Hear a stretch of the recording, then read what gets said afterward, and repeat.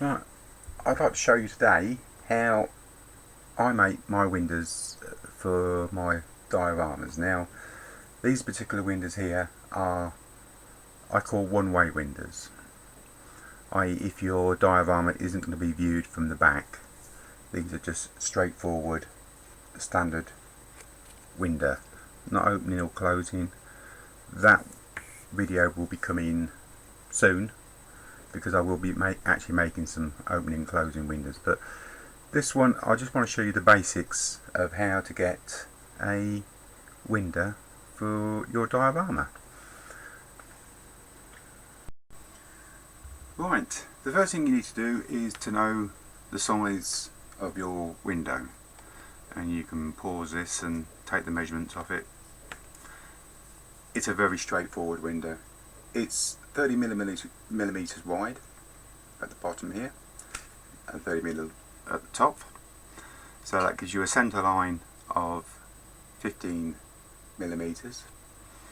The glazing bars are split up into 10 millimeters apart, which gives you an overall height of 40 millimeters. Now, when you've converted that down to actual size, that's what you should have, and that is that. Well, the inside of that frame anyway.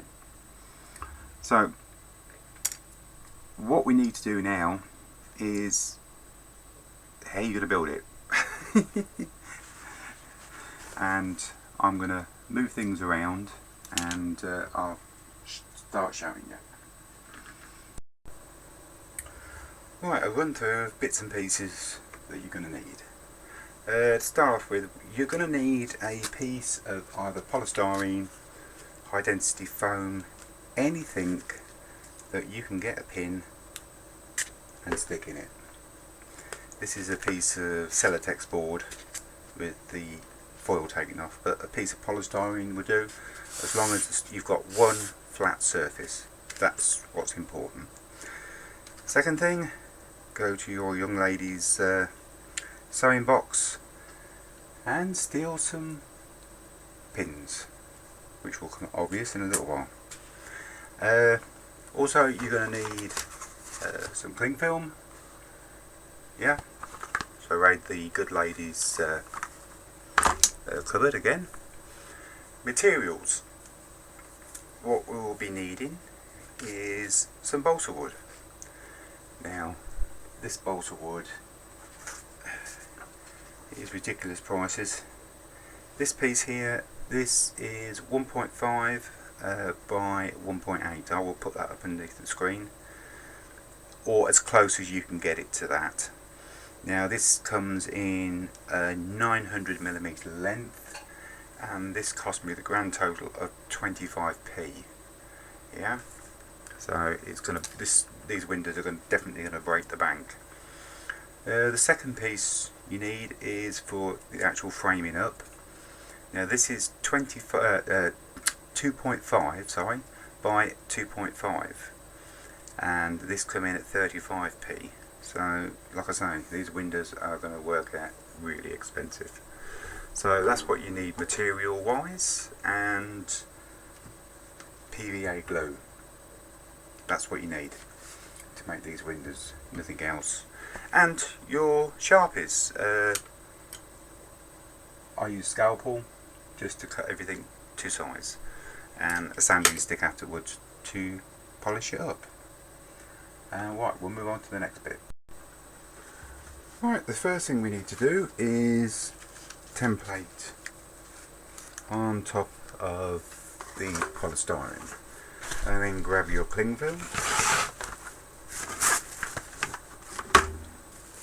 piece of cling film over the top. I should probably have to move out of shot for this, because if not I'm going to end up blocking the camera up. Right, pull the piece of cling film over the top. I'm knocking everything on the floor, I knew I would. Right, reason for the cling film. Turn it that way. Don't know why, but it just feels better. The reason for the cling film, I'll just pick that up, is because we're going to build the window actually on top of this as a template, and the cling film will stop the PVA glue from sticking to the paper and ending up in a mess. Simple as that. Right, to start off with, you just need to mark up and cut. Simple as that. The way I do it is use your template from edge to edge and mark up. Now the first piece I'm going to allow quite a bit so it does overhang both ends, because when it's dry we can cut this off with a sharp knife, sand it down, and you know, it's not going to be no problem, but it just makes life a little bit easier on the cutting, that's all. You don't have to be so precise with your cuts. Right, the first piece I've already cut and we put it onto there. My big finger's been in the way. I think I'll move the camera up a little bit so you can see better. Is that any better? Probably be right in my way. But the first thing I'll do, I shall get some of these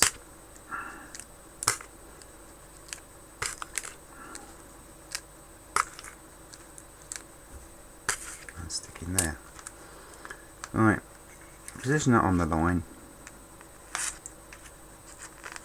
and use your pins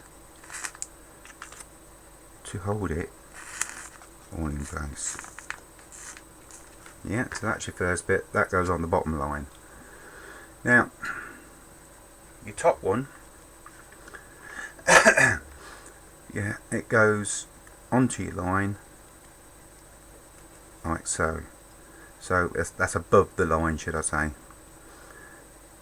And that then will make it just under 42 millimeters. So we'll just bring that down to the line. Same again with your pins.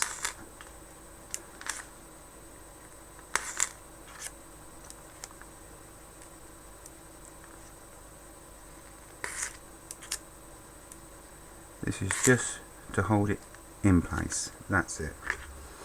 Now we need to cut 4 uprights. 4 uprights, exactly the same method. Offer it up, mark it and cut it. If it's a little bit too big, trim it back. If it's a little bit too small, well, you have to cut another one. Now these I've cut, I'll turn that around, these I've cut at 40mm. I mean, you can cut this at all up and that just fits in there, look. See, that looks a little bit tight, you might have to tweak that a bit. Yeah, that's a little bit tight.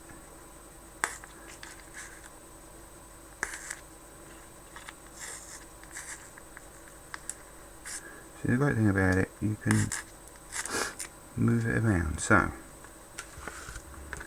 there we go. Now it's very easy. All we do is we'll take that out, PVA glue,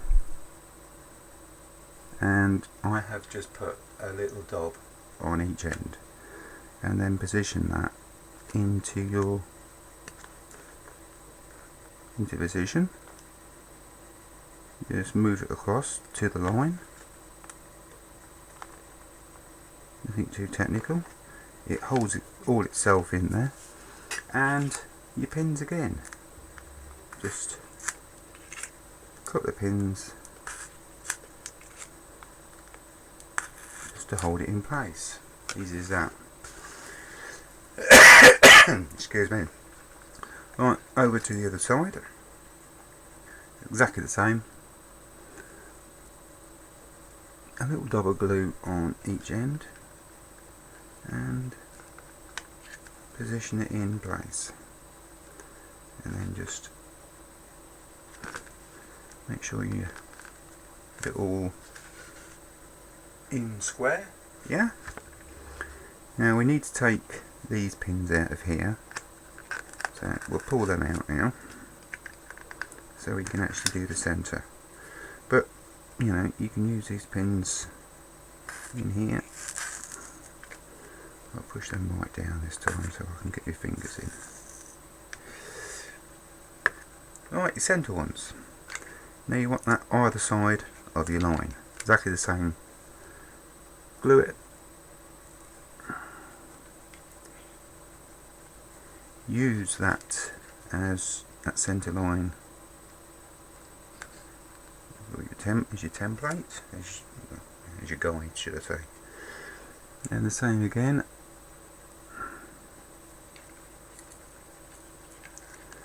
So that now has given you your centre of the window.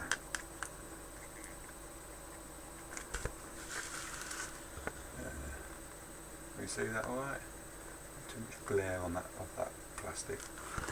Now, one little tip I will give you is, as you go along, get yourself a paintbrush and a little bit of water and just clean off around these corners, especially on the inside, because they're a little bit of a bugger when the PVA dries, to actually get it all out. And well, you can, but it just takes a little bit of time, and I think to myself, well, that can be done now. Right, we shall come back to the next bit. I'll just leave that to go off for a little while and we'll come back on to the next bit. Right, now you don't have to wait for this to dry. What I'm going to do, we're going to do it in small segments. The simple reason is I've marked it up there. If you offer it up dry, you're not going to cause too much pressure and make the as he tries and cuts through this, and it won't cut. You need a new Sharpie.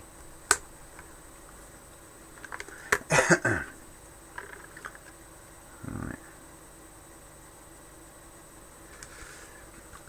Now, I offer each piece up, like I've done there. I've cut the damn thing too short. Just proves one point that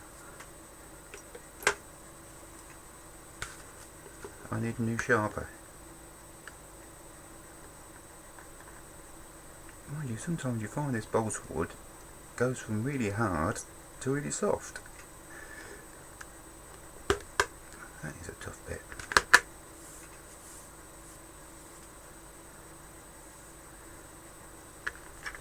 Let's try that end. I bet that end's soft. It is. Right. We'll mark that up again. And I'll cut that piece.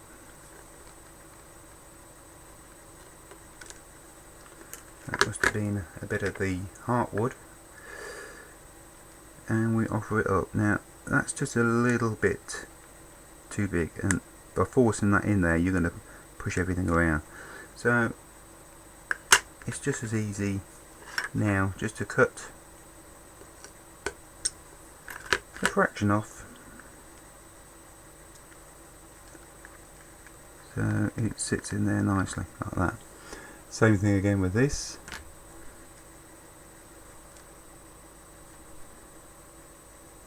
Is glue it up. Now I don't really bother putting pins in. You can do if you want, because I find they just get in the way. And it's nice because you can lift it up and you can align things nicely. So what I shall do now, I shall cut the rest of them and fit them in, and then I'll come back to you. Right, all them have been fitted. And I was saying I don't put no pins in. The simple reason is that you can lift it up, and if there is, you know, just eyeball it just to make it look correct, especially the join in the middle, because that little tiny part of the mill, it will just throw it off. But that's what you should end up with. Now we'll leave that to dry. I would say about 20 minutes, half an hour, and then we'll get on with doing the frame. It's been another good half an hour, and we can take all these off now.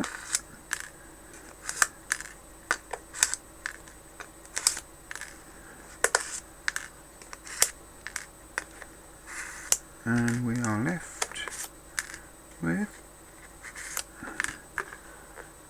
one little window. There we go.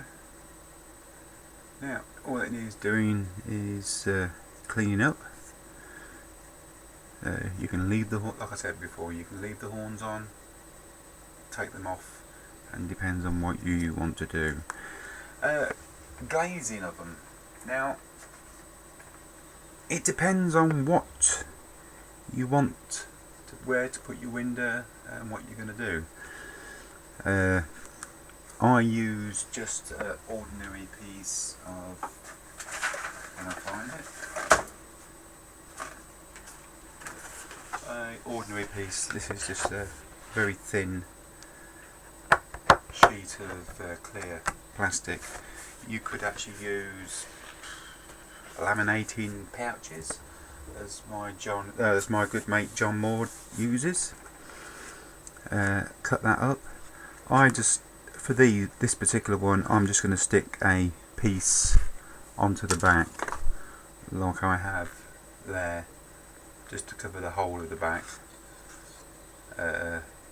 because I don't want any destroyed windows on this particular one. But I think that bit's going to be down to your artistic license on that. I think there's plenty of products that I think you can use and work your own sort of magic. But that's how I make my little windows. I hope that it's been useful, and like I say, I will be doing another one on opening windows. I'll also be doing one on doors as well. I'll be doing doors and door frames. That will probably be next, actually, because I need some doors for my diorama, so I shall be doing doors next. That's about it, really. So, like I say, I hope it's been useful.